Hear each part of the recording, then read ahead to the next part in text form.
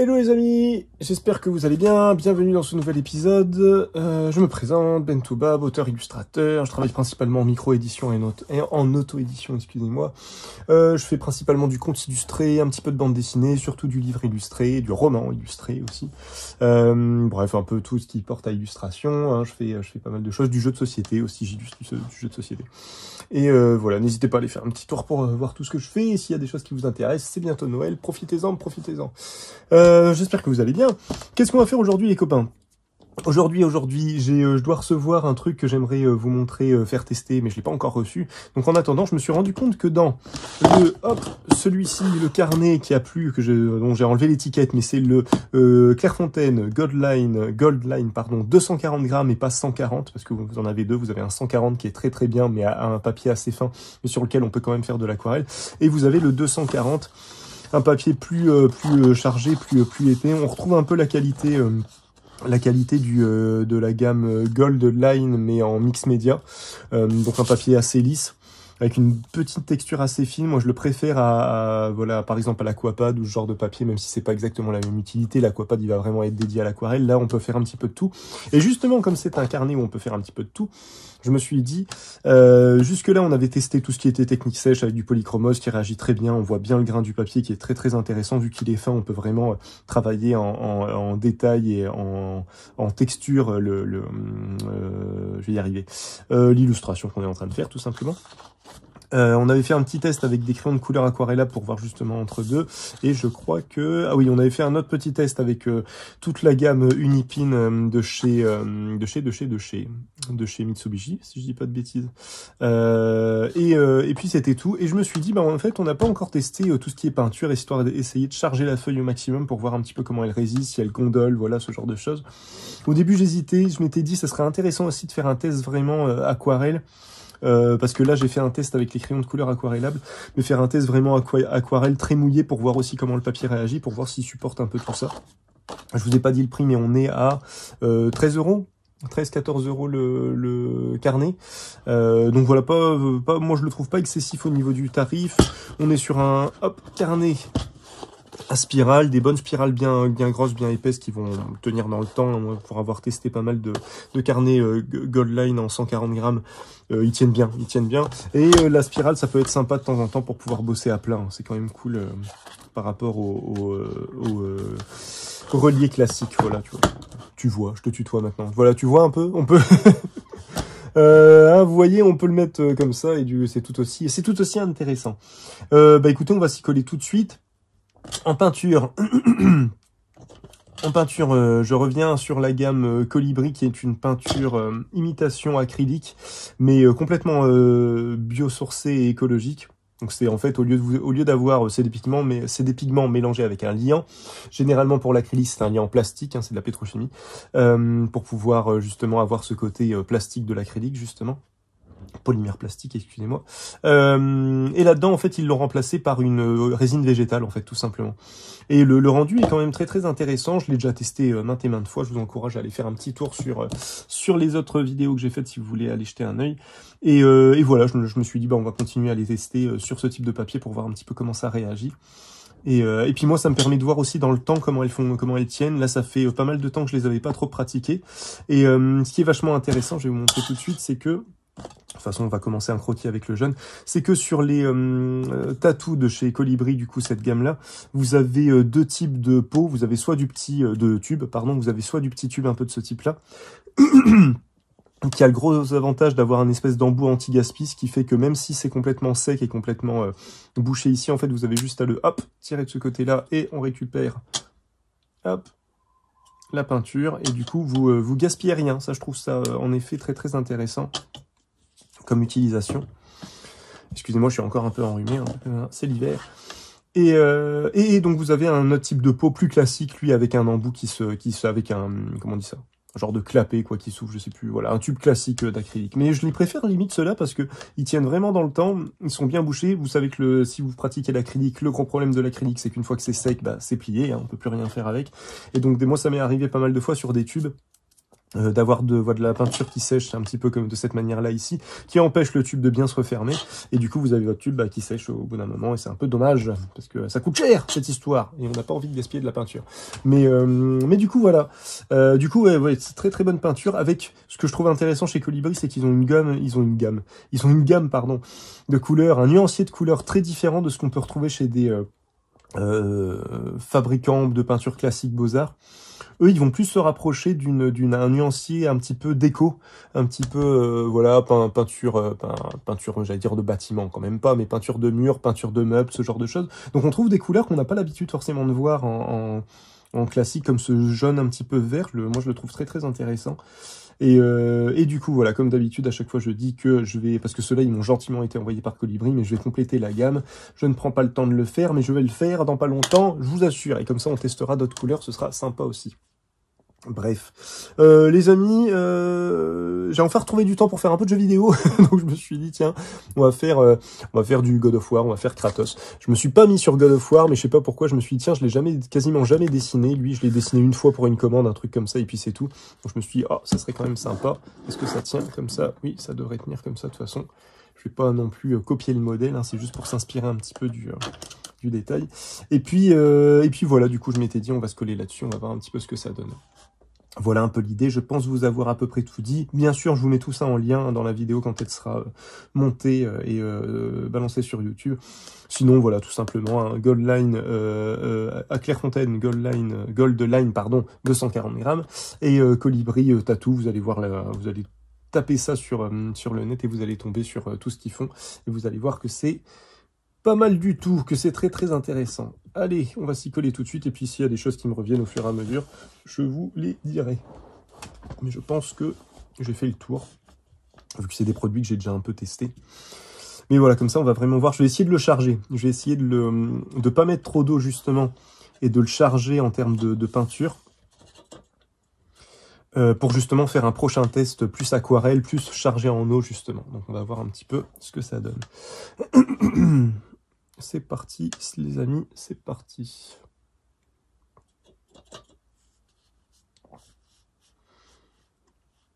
Donc pas de test, c'est vrai, ça, j'allais dire pas de test de papier, c'est ça qui me perturbe, c'est que normalement je fais un petit test de papier et que là je le fais pas. Mais en fait, alors attendez, est-ce que j'ai, normalement j'utilise toujours, ouais voilà, j'avais fait un dernier test, on avait fait un test, hein, cela dit, un mouillé sur mouillé. Mais je me dis avec une grosse illustration, ce sera pas mal de voir un petit peu ce que ça donne. En mouillé sur mouillé, on avait des résultats qui étaient vraiment très intéressants pour ce type de papier. Donc voilà, on va essayer d'aller un peu plus loin dans le test. Voilà. Allez, on s'y met parce que sinon, je vais perdre tout le temps que j'ai réussi à gagner. Alors,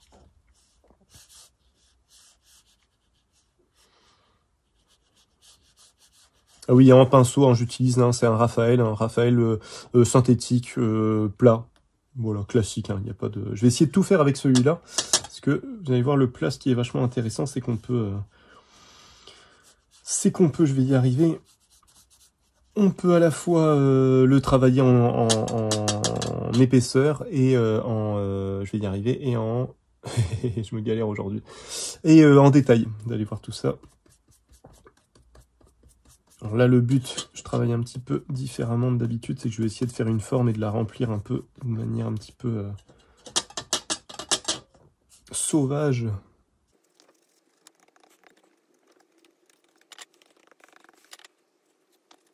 L'idée, c'est voilà, c'est de faire une forme un petit peu sauvage, un petit peu avec un petit peu de texture, un petit peu de truc, et après se servir un petit peu de cette texture-là pour pouvoir travailler un peu plus le portrait, travailler la lumière, ce genre de choses. Vu qu'on a du blanc, ça va être intéressant de superposer tout ça, de voir ce qu'on arrive à faire. Et je vais peut-être faire le fond tout de suite, tiens, je vais faire le fond tout de suite. Et puis après, venir de plus en plus en détail, on va essayer de voir ce qu'on arrive à faire avec ce pinceau.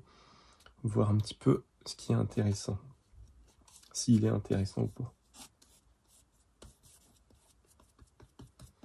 Et bien sûr, ce que je vous disais, essayer d'utiliser le moins d'eau possible pour vraiment avoir la peinture qui va superposer, pour essayer de charger au maximum le papier, voir un peu comment il réagit. C'est un peu ça l'idée. Bon après, je me casse pas la tête, je fais un portrait de face assez classique. J'aimerais bien lui donner un petit peu, le casser un petit peu pour pas qu'il soit non plus complètement symétrique, parce que sinon ça fait quelque chose d'assez d'assez triste, quoi. Qu'est-ce qu'on va faire pour le fond? Est-ce qu'on se fait... tac, tac, tac. Et bah tiens, on va partir sur du bleu, parce qu'après, je pense que je vais faire bleu. Je vais faire du rouge. Alors, c'est pas les couleurs qui vont avec le portrait de base, hein, mais on va s'en sortir quand même comme ça, hein, vous inquiétez pas. On va y arriver de cette manière-là. Je me dis bleu, là, on va partir sur du bleu. Comme ça, je vais faire le fond et ça va me permettre de faire la seconde couche. En fait, moi, alors, à chaque fois, je l'explique, hein, mais pour ceux qui tombent sur cette vidéo et qui suivent pas du tout ce que je fais, moi, ma technique, c'est toujours ça, c'est de partir du plus clair au plus foncé et de rien, j'allais dire de rien gommer. À la peinture, on peut rien gommer, mais même quand je travaille avec des choses qui peuvent se gommer, bah, j'essaye de pas trop les gommer, justement, parce que je veux garder mon trait de construction, je veux garder ma construction en dessous, justement. C'est un peu mon idée. Oh bah tiens, ça va en fait comme ça. Hop. L'idée de faire le fond avant d'aller dans le détail, c'est qu'on peut venir définir un peu plus la forme de base. C'est ça qui est pas mal. En fait, on va comment on dit ça? On va la définir par comment on dit ça? En négatif, quoi, en fait. En négatif, on va la déterminer. Au lieu de venir dessiner la forme. Des fois, c'est intéressant de fonctionner comme ça. Au lieu de dessiner la forme, si vous avez un visage à faire, au lieu de dessiner le visage, bah, faites un contour en fait de visage et faites le fond. Des fois, c'est très intéressant de procéder de cette manière-là. Ça permet de, voilà, encore une fois, de casser un petit peu les habitudes qu'on pourrait avoir. Les habitudes de dessin qu'on pourrait avoir. Et ça permet des fois de débloquer des choses. Ça permet de se dire, ah tiens, voilà, là la façon dont j'ai fait le visage, dont j'ai construit le visage, là, je la trouve plus intéressante que ce que je fais d'habitude. Donc ça peut être intéressant de fonctionner comme ça. Comme là, justement, en faisant le fond, j'ai réussi à accentuer un petit peu la cassure que je voulais donner pour pas avoir un visage trop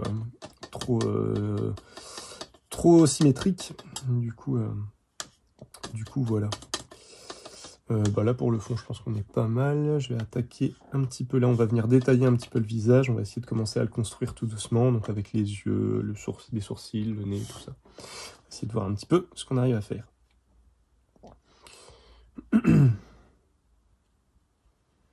Sachant qu'on n'est pas encore sur le rendu définitif, donc on peut se permettre d'avoir un trait un peu bancal, quoi, un peu... Puis surtout, comme on est avec de la peinture, on pourra revenir au plan après, donc si jamais voilà, on pourra toujours venir, entre guillemets, gommer, rectifier, même si c'est pas vraiment de la gomme, c'est de l'éclaircissement. Donc c'est pas exactement pareil.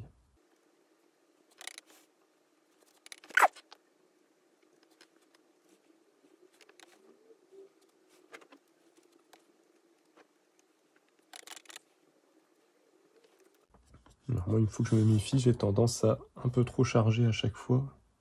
Il faut que j'essaye de faire un truc... trouver une espèce de justesse quand même.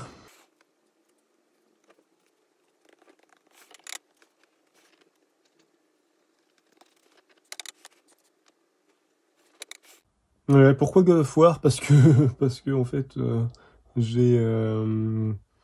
Qu'est-ce que j'ai... Je me suis chopé une Switch il y a pas longtemps, tiens. Je me suis chopé une Switch et du coup, je suis très en retard niveau jeux vidéo, pour vous dire. Je suis encore à la PS3. C'est une catastrophe, les amis.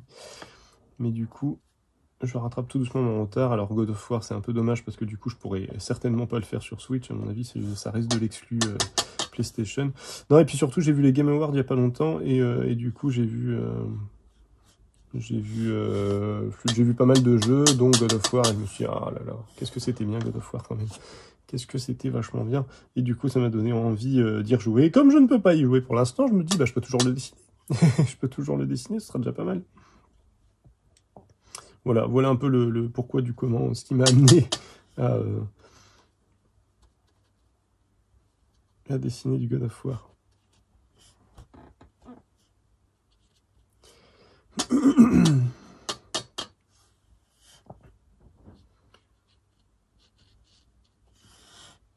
Je crois que c'est une des principales séries avec Devil May Cry, si je dis pas de bêtises, qui a bien révolutionné quand même le beat'em all. À la base, on était encore sur des trucs un peu classiques, des espèces de versions 3D de Street of Rage ou ce genre de choses. Et puis, il y a ces deux jeux qui sont venus un peu dire « Ah, pousse-toi, poussez-vous, faites place, s'il vous plaît, merci. » Qui ont un peu tout dégommé. Voilà, je pense que là, niveau... surtout là... Niveau seconde couche, on est pas mal. Bon, ouais, ouais, ça m'a l'air pas mal. On va mettre un coup de rouge. Enfin, un coup de corail pour essayer de faire ça. Hop. Essayer de le mettre là. Je vais essayer de pas trop... hop. Pas trop aller sur le bleu, même si à mon avis... On sera pas exactement... Ce sera un petit... ce sera un Kratos pastel, hein. Un Kratos plus gentil, on va dire. Moins violent, voilà.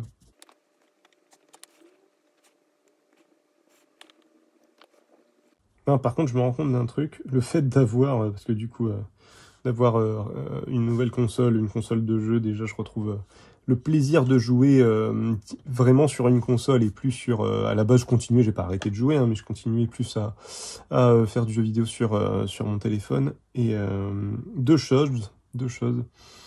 L'expérience n'est pas du tout la même, ils auront beau faire ce qu'ils peuvent plutôt. Ils auront beau faire ce qu'ils peuvent, ce sera jamais exactement la même expérience. Pourquoi? Parce que moi il y a deux choses là qui me sont venus à l'esprit, comme ça faisait très longtemps que j'étais pas retourné sur une console. La première, c'est que ça fait du bien d'avoir des jeux qui se finissent, et pas... j'ai fait Limbo, là, il y a pas longtemps, quand j'étais complètement passé à côté. Ouais, du coup, ce qui est vachement cool, alors, petit aparté dans l'aparté, ce qui est vachement cool avec la Switch, c'est que du coup, il y a énormément de jeux indés que j'avais, que je rêvais de faire depuis un moment, et maintenant, je peux enfin les faire. Déjà ça, donc ça me permet de rattraper déjà le retard sur tout ça, et du coup ils sont vraiment pas chers, ils sont la plupart du temps en promo, donc c'est quand même hyper cool. Ne serait-ce que pour ça, la console vaut le coup. Et puis ouais, d'avoir, par rapport aux jeux sur smartphone et tout ça, d'avoir une partie qui se termine. Parce que la plupart des jeux auxquels je joue sur téléphone, même du RPG, des trucs comme ça, souvent il n'y a pas de fin, quoi. Souvent ils refont des mises à jour, et puis il y a de nouveau des trucs et tout ça. Et souvent, bien sûr, hein, l'histoire est bâclée, parce que le but, c'est pas de vous raconter une belle chose, c'est que vous restez le plus longtemps possible sur le jeu. Donc on va faire des choses très très attirantes. Donc graphiquement, c'est très beau, hein. Moi, j'ai joué à des jeux très très beaux sur flûte. Je vais y arriver, sur smartphone et tout ça. Mais là, d'avoir une vraie, comment on dit ça, déjà une vraie direction artistique, et pas un truc juste pour faire plaisir aux consommateurs, et d'avoir une vraie histoire, quoi, d'avoir une vraie histoire qui a un début et une fin. Oh là là, ça faisait tellement longtemps que j'avais pas fait de jeu comme ça. Le dernier que j'avais fait, c'était justement sur smartphone, sur iPad, c'était le Fantasian, qui a été fait par les créateurs de Final Fantasy. Et qui était bien, qui était vachement bien. Mais l'expérience est vraiment pas la même. Je sais pas comment définir le truc, mais c'est vraiment pas la même chose. Je vais essayer de rééclaircir un tout petit peu certaines parties, enfin en tout cas les charger. Charger un peu certaines parties. Enfin bref, du coup, voilà, hein, petite parenthèse hors dessin. Ça fait plaisir de retrouver du vrai jeu vidéo. Donc là, je vous avoue que bon, j'ai 6-7 ans de jeux vidéo à rattraper. Hein. On va faire ce qu'on peut. On va faire ce qu'on peut.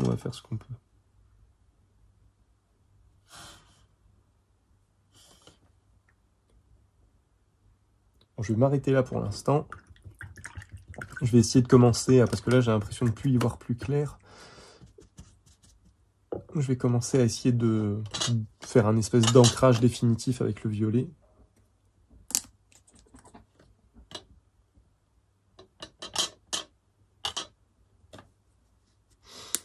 Et puis après on réajustera avec du blanc et puis d'autres couleurs pour voir un peu ce qu'on peut faire pour donner un peu plus de profondeur.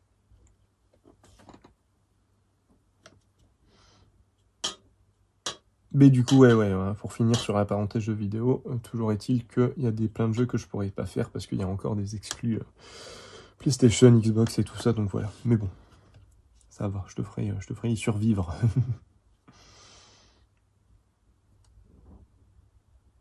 que je rattrape déjà toute la masse de jeu que je dois faire, ce sera déjà pas mal.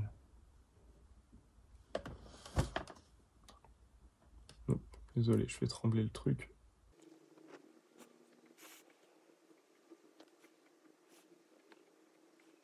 On va essayer d'affiner un petit peu ses traits parce que je trouve qu'il est hyper grossier là, forcément. Du coup, ça casse un peu le... J'aimerais bien lui garder, essayer de garder un regard bien noir. Je vais tout de suite lui faire son autre cicatrice là. Enfin, son autre cicatrice. C'est pas une cicatrice, c'est un genre de tatouage plus. Hein, je me comprends. Je me comprends.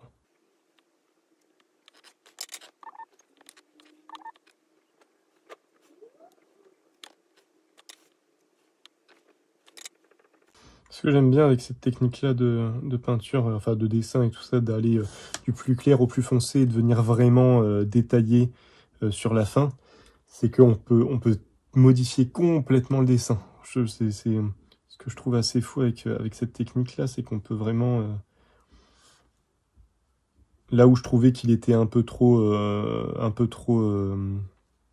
le portrait, je trouvais qu'il partait dans un style un peu trop gentil, avec une tête énorme, un petit corps et tout ça, parce que là, c'est l'impression un peu que j'ai.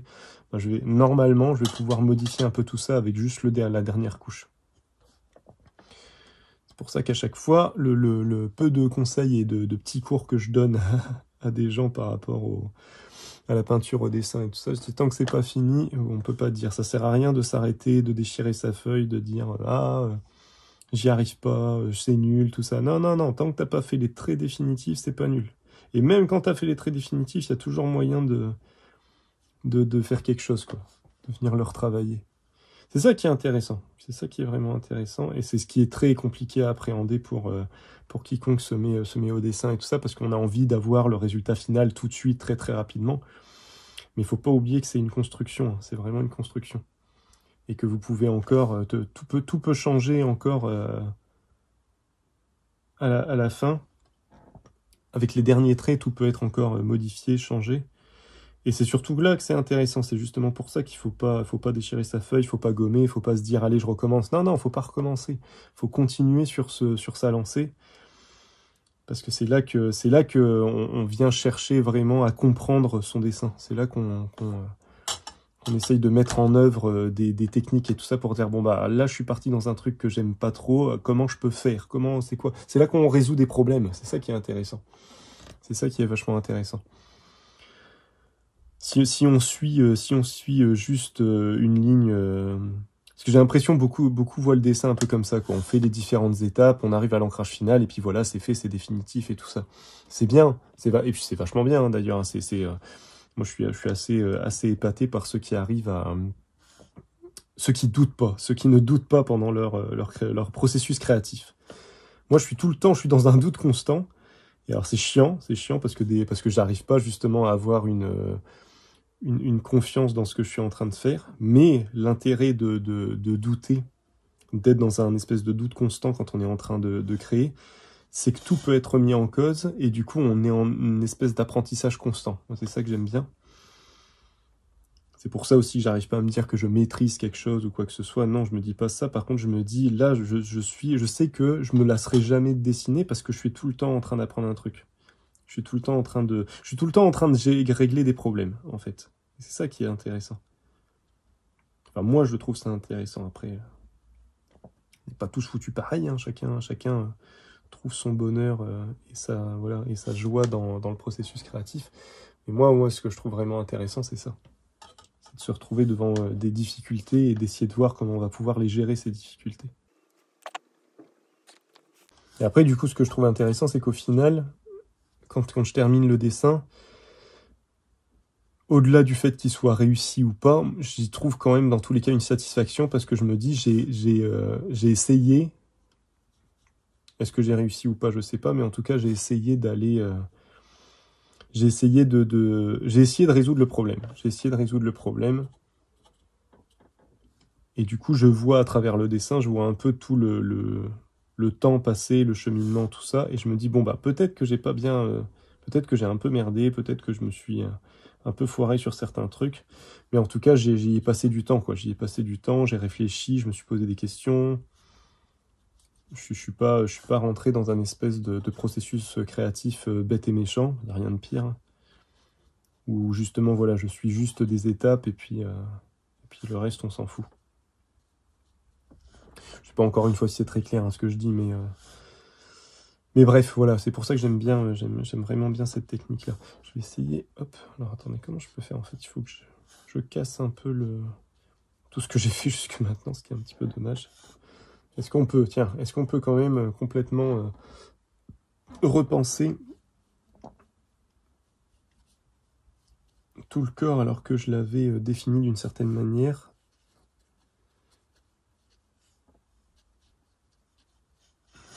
Ouais, on peut quand même l'élargir, hein. On peut quand même l'élargir un peu pour...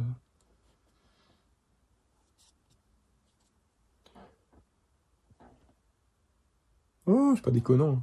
Bon, le trait est un peu épais, hein, on va pas se mentir, hein, le trait est un peu épais, mais il y a quand même quelque chose d'intéressant. Ça s'appelle de l'autoconviction.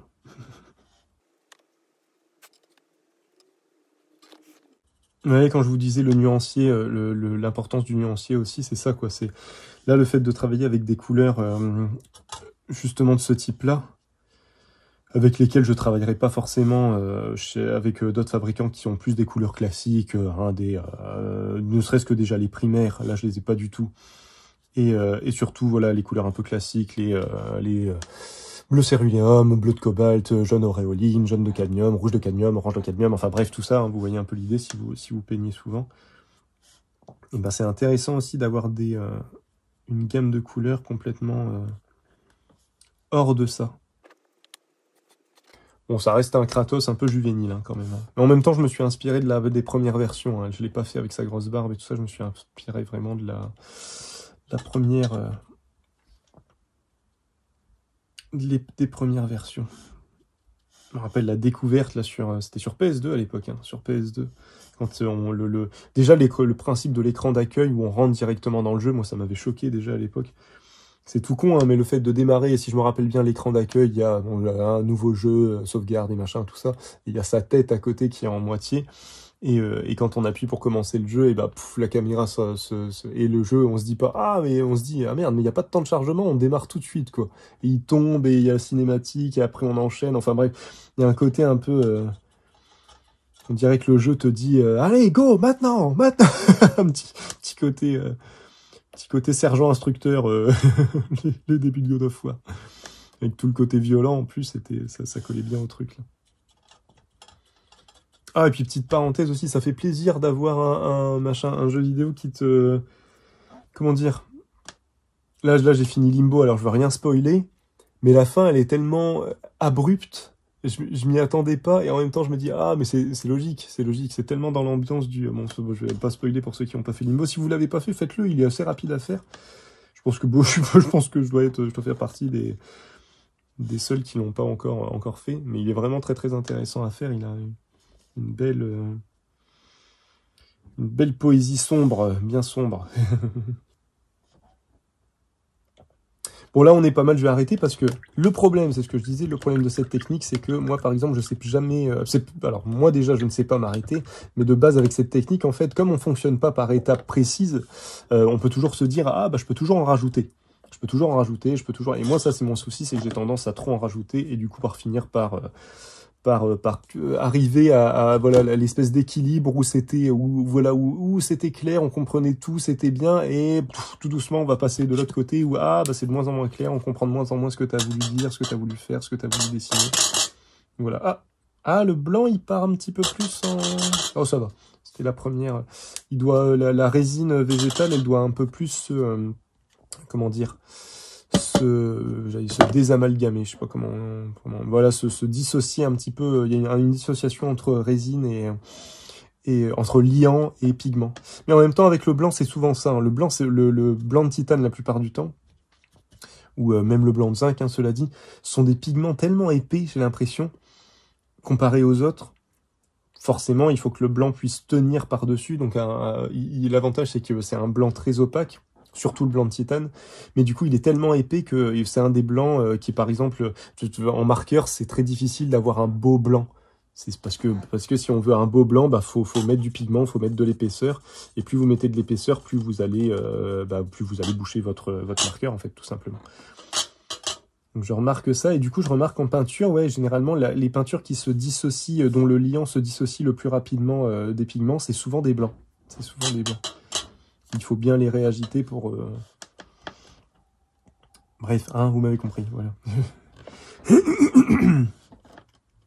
On va essayer de mettre un petit peu de reflet dans les yeux et faire quelques zones de lumière. Et puis bah, on va tout doucement s'arrêter là en fait. Hein. Je pense que... Bon, le papier tient, hein, clairement, il gondole quasiment pas, ce qui est quand même cool hein, pour un 240 grammes. Bon, c'est déjà épais, hein, 240. Hein. Mais on verra vraiment avec de l'aquarelle, mais il gondole quasiment pas, il vit très bien. La texture du papier est vraiment très très intéressante parce qu'on a des choses très très fines au niveau de la texture, on n'a pas un grain très épais, et en même temps le papier est assez lisse pour pouvoir avoir un beau coup de pinceau, un beau mouvement dans le pinceau. Donc non, franchement, un carnet de croquis qu'il est bien d'avoir avec soi, voilà.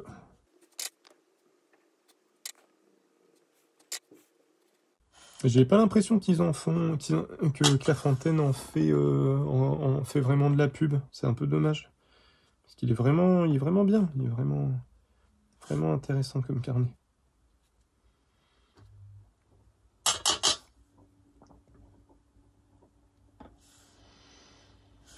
Bon bah écoutez, on va pas tarder à s'arrêter en fait. Hein. Parce que là je vais trop charger. Déjà là, hop, voilà, j'ai déjà trop chargé en blanc. Hop, j'essaye d'enlever un petit peu. Oui, j'ai gommé, un peu, une fois. Non, là, j'ai fait un trait vraiment, je ne sais même pas pourquoi je l'ai fait, ce trait-là. Il n'y avait pas trop d'intérêt. Et puis voilà. Hein. Et puis voilà. Ouais, on va s'arrêter là, les amis. On va s'arrêter là. Hop. Ah, ça m'énerve, j'ai plein de peintures, là. Est-ce que je peux les réaspirer, tiens? Ah, tiens. Pour pas gâcher. Est-ce que je peux... essayer juste pour la fin. Parce que sinon, ce que je faisais généralement, c'est que je fais un espèce de mélange de plusieurs couleurs et je retravaille le fond. Ah, je peux quand même retravailler un peu le fond pour faire un truc un peu plus... Qu'est-ce que je peux faire pour le fond? Après, j'ai peur que ça s'amalgame trop, en fait. Non, écoutez, on va laisser comme ça et puis on va voir. Ça va être marrant de voir si... Attendez, si... Voilà. J'essaye d'appuyer au maximum jusqu'à ce que la peinture ressorte, voilà. Et là, l'idée... Et ça marche, hein. En même temps, c'est logique. Hein. On s'amuse de rien, les amis. Hein. Voilà, comme ça, j'ai quasiment rien gâché. Il me reste un petit truc. Mais on est quasiment déjà... En plus, on est en train de sécher, donc faut pas que j'aspire trop non plus, parce que sinon, hop. Voilà, le bleu, c'était bon, hop. L'espèce de rose corail, là. Là, j'arriverai pas à faire mieux. Ouais, il est au bord, là. Allez, rentre, mets-toi au fond. Voilà.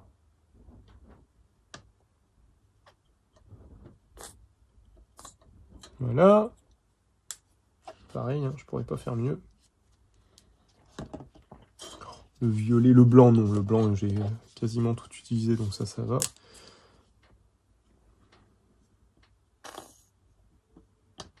Hop. Voilà. Rien gâché, hein. On ne gâche rien.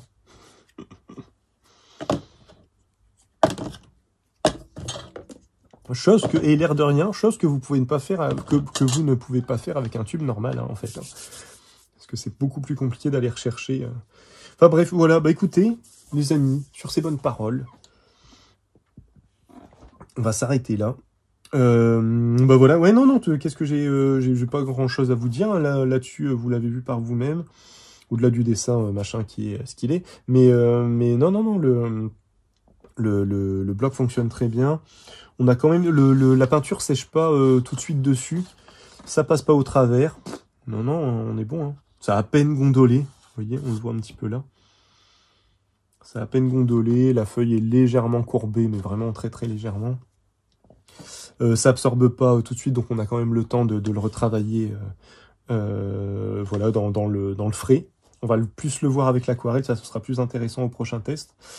Et puis voilà, bah moi les peintures Colibri maintenant, je suis assez fan à chaque fois. En fait, je sais pourquoi j'en achète pas pour l'instant, parce que j'ai toutes mes Louvres à terminer avant de vraiment partir, et j'aime pas accumuler plein de peintures que j'utilise pas tout de suite.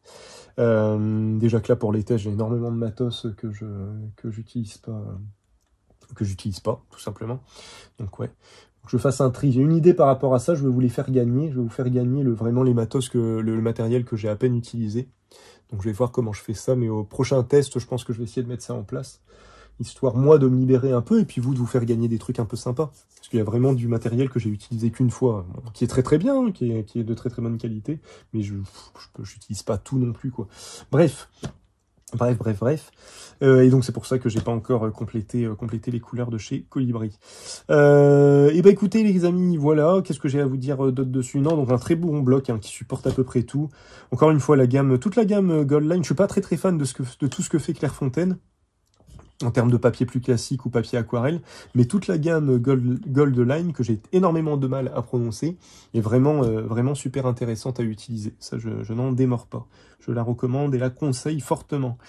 Que ce soit l'Aquapad, que ce soit tous les carnets de ce type-là, le 140 et le 240 grammes, très très intéressant. Et puis on terminera pas le test suivant, je vais essayer de tester d'autres choses, mais du coup avec un test aquarelle un peu plus poussé pour voir ce qu'on arrive à faire dessus. Et puis comme ça, on aura fait à peu près tout type de technique, et vous aurez, on verra si c'est vraiment un carnet de croquis complet ou s'il est quand même s'il est limité quand on le mouille un peu trop. Bref, voilà. Et la gamme Colibri Tattoo, hein, je ne peux que vous la recommander, les amis.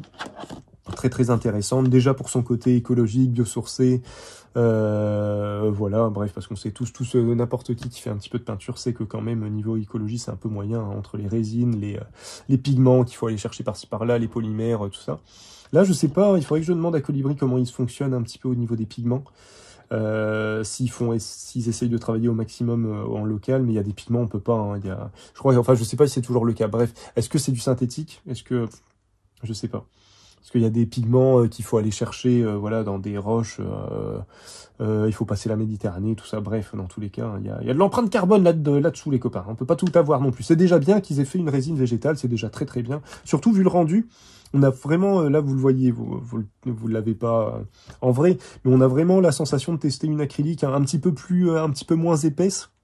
Mais à mon avis, voilà, toute la résine végétale fait que du coup ça doit être un peu plus liquide. Mais on a quand même de l'épaisseur, hein, donc non, franchement bien. Voilà.